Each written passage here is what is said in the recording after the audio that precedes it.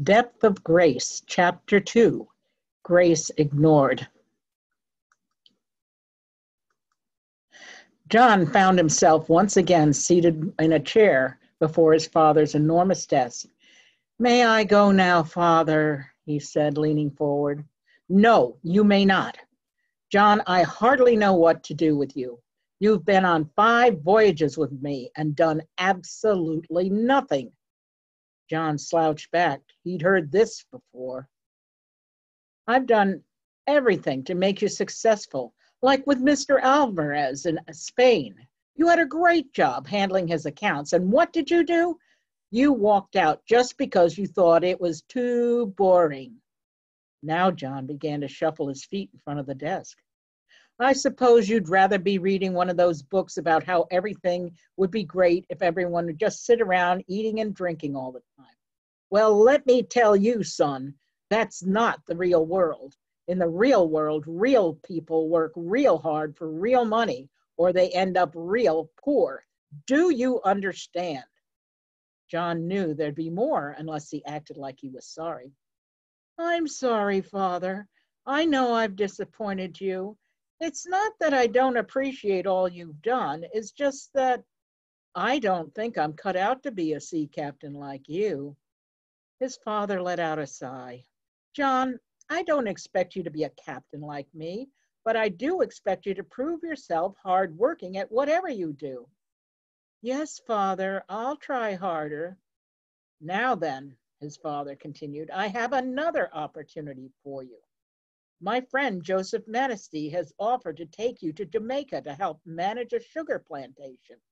If you do prove yourself, John, in 4 or 5 years, you could find yourself very wealthy in charge of your own plantation." John didn't mind the thought of plenty of money to spend. "You sail in 3 weeks, John, and in case you're wondering how to spend your time, I have a job for you." His father explained in details the business matter he wanted John to take care of in Kent, a nearby town. "Oh, and John, I want you to visit your mother's cousins, the Catlets, while you're out there. They've been wanting to meet you." 2 weeks later, John was on a snowy road near Kent. He'd finished his errand for his father and was eager to get on board the ship for Jamaica. The only thing left to do was to pay a quick visit to the Catlets. New fallen snow made it impossible for John to reach the front door without first trudging through a drift. He stomped his feet to remove the snow and gave the door a quick rap. "Let's get this over with." The door was opened by a girl a few years younger than John. He had never seen anyone so beautiful. "Hello, may I help you?" John couldn't speak for a moment. Yes, I'm John." "John who?" Newton, John Newton." John had never been in love before, but at the sight of this girl, he knew he was now. He soon learned that the girl's name was Polly, the oldest Catlet girl. The Catlets invited John to stay with them as long as he wanted. John was happy to accept the offer, although he kept his feelings for Polly a secret. His quick visit ended up lasting 3 whole weeks. John knew he'd missed the ship leaving for Jamaica, the opportunity his father had arranged, but he didn't care. He didn't want to leave England. He didn't want a sugar plantation. He wanted to be with Polly, and whatever John wanted was the most important thing in his mind. John's father was furious when John finally returned home. Once again, he had ruined a carefully arranged opportunity. However, his father's anger soon gave way to another plan. He wanted to see John succeed. This time, John was to sail the Adriatic Sea with another captain, a friend of John's father. However, John would be a common sailor with no privileges. John set sail this time and soon learned to be an able-bodied seaman. Many of the other sailors drank alcohol heavily and were very rude to others. John wanted to be like them, and he wanted to be popular, so he gave in to the temptations too. He was far away from God.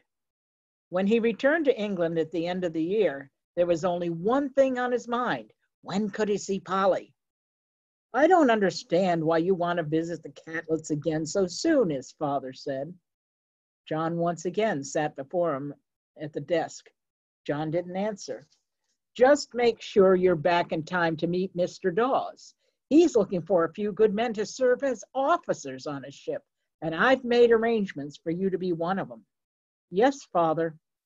This time John hurried as fast as he could to the Catlets' house. Although he still kept his feelings for Polly a secret from her and her family, there was no mistaking them in his heart.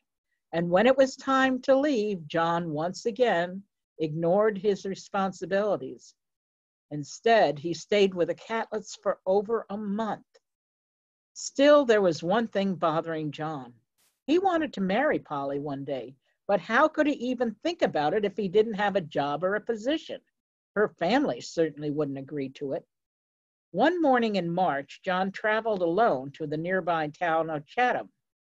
The sea air always helped him think better. He slowly made his way down the main street, and he kept thinking, there's got to be a way. Looks like the fellow's lost, the voice came from behind him. John turned and saw not one but 3 men following him. Seems to me we might be able to help him, don't you think, sir? The question was directed at the leader of the group. John could tell by the man's blue jacket that he was an officer on a British Navy ship. The officer gave a faint smile before speaking. I agree. I think this gentleman might be looking for an opportunity to serve aboard the Harwich. Isn't that right, sir? John realized what had happened. He'd been caught by a press gang. Press gangs were groups of men sent out by the Royal Navy to find recruits for the Navy ship. They had ways of convincing whoever they found to serve. With war about to begin with France, John had picked a poor time to walk alone in the streets of a port town. The 3 men led John to a building in town where he was kept under lock and key for 3 days, while the men went in search of more volunteers. Word reached John's father about what had happened, but even his attempts to see John released ended in failure.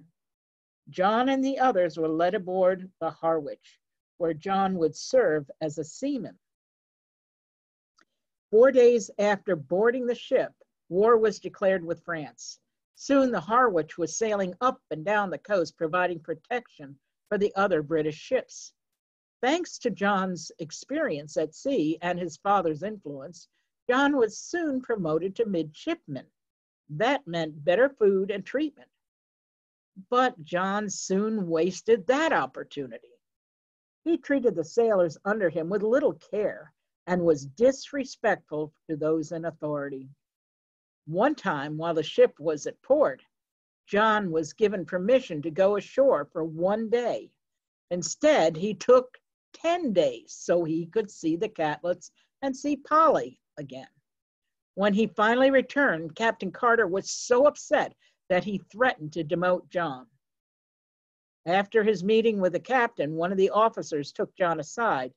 Look here, Newton, I don't think you realize just how gracious Captain Carter has been to you. Yes, sir, is that all? John says. Is that all? Is that all? Newton, you should be grateful that you haven't been beaten.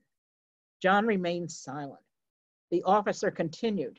I'd advise you to change your attitude, or it's going to make a long voyage to the East Indies even more difficult. John looked up quickly. What did you say, sir? Voyage to where? To the East Indies, Newton. Haven't you heard? We've been reassigned. John couldn't believe it. The East Indies was halfway around the world. He knew if they sailed from England, it would take 4 or 5 years before they would return, and there was no way to see Polly. The next few months were really tough, but John hatched a secret plan. To everyone's surprise, he started being as helpful as possible. Whenever there was a task to be done, John was the first one to volunteer. One of the officers caught John's attention one morning. I must say, Newton, your turnaround is quite remarkable. Captain Carter is pleased with your progress. He's even asked me to assign you to take 3 men and go ashore at Plymouth to get more supplies before we shove off. Right away, sir, said John with a smile. This was the opportunity he'd been looking for. John could run away. Plymouth was close enough to where his father might be. If he pleaded with him, maybe he could find him another job and allow him to stay in England and be close to Polly. The next day, John arrived on shore with the longboat. While the other men loaded the boat, John disappeared in the shadows of the dock. He quickly changed his clothes, then bargained with a farmer for his horse, and as quick as he could, he raced out the road. At the split in the road, he pulled up his reins. Now, which way do I go? John wished he knew the place better, but there was no time to lose. He'd have to just take a guess. John raced down one of the roads, and as he rounded the corner, he pulled on his reins. This time it wasn't a split, it was soldiers. Oh, now, said one of them, where are you headed so quickly? John had to think fast. I'm heading to Exeter to find a doctor for my wife. She's having a baby. Now he's lying again. Heading to Exeter, are you? Said another. Better hurry. John gave a sigh of relief and began to leave. Except, you won't find it down that road, the soldier said. Say, you wouldn't be hurrying for another reason, would you? Maybe we should have a look at those bags. John was captured. By nightfall, he was back aboard the Harwich under guard. The next morning, he was brought before the men. Captain Carter spoke. Let you men bear witness that the man has deserted His Majesty's ship, the Harwich. In doing so, he has shown disregard for His Majesty's authority and is subject to corporal punishment. Lieutenant, carry out the sentence. John's shirt was removed, and his arms were tied to the iron grating. There would be no escaping his punishment. A whip was given to by the captain to the lieutenant, and John winced in pain as the beating began. John has done his own thing, disobeying authority, ungrateful for opportunities, lying, disregard for other. God's grace has been ignored. Will John ever remember his promise and turn back to God? Galatians 6:7 says, do not be deceived. God is not mocked. For whatever a man sows, that will he also reap.